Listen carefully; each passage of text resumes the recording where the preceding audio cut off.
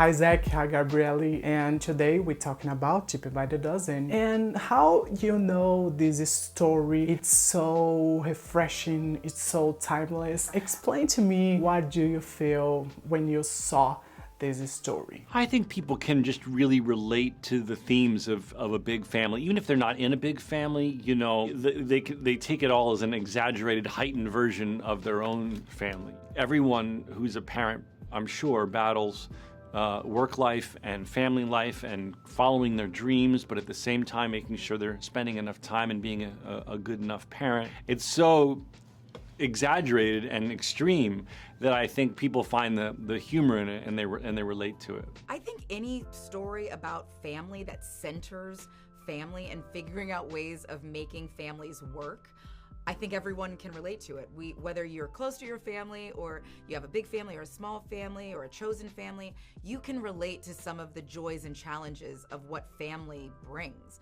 And this movie, it's about family. I was a huge fan of the 2000 movie. I watched with my family, and that's so important to me. Why you feel this new movie captive a new families and new generations? I think that families come in all shapes and sizes and colors and sexual orientations, and this film reflects the modern family. So what this movie does is it calls in all families that come in every shape, size, configuration, chosen families, extended families, and all families of every shape, size, color, creed should be celebrated. And I believe that this movie brings us all in. We re-examine what it is to be a family. We re-examine what's really truly important, but we've updated it. We talk about some important topics, and we keep it completely relevant. I think there's a little something for everyone to see themselves reflected on screen in this movie. And I talked early of the 2000 movie. I'm a huge fan, but how this new version it's different to the other versions of Tipped by the Dozen? Well, it's a 2022 version. It's a blended family. Kids on doing TikTok dances, and Kenya Barris wrote it, who's a genius writer behind shows like Blackish and Mixedish, and so just a lot of mature topics that might not be in an earlier years version.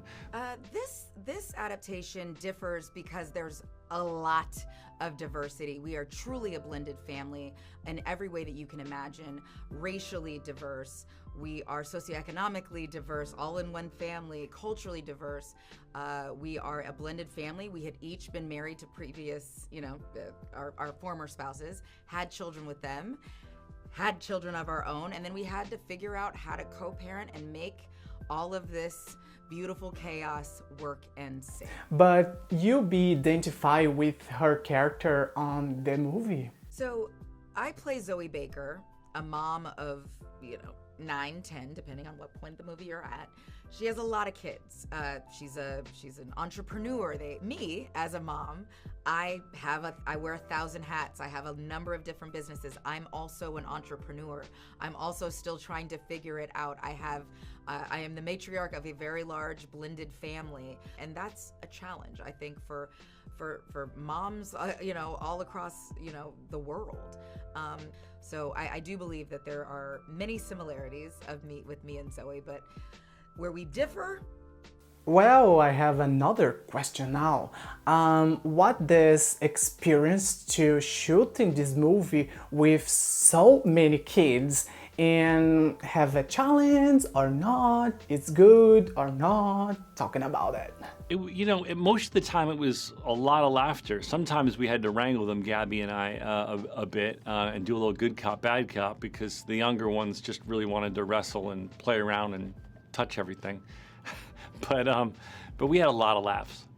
Filming with so many kids and so many different personalities who have varying degrees of experience in the industry, it kind of took me back to when I first started and all of the things I found really interesting and the questions that I had. And I could see myself, in some of these kids. And you got to give some a little extra, and you got to always make sure you take the time to answer, questions, not just about acting, but about what everyone does around set. And just questions about life and being open and creating a safe space for kids to talk to you about anything.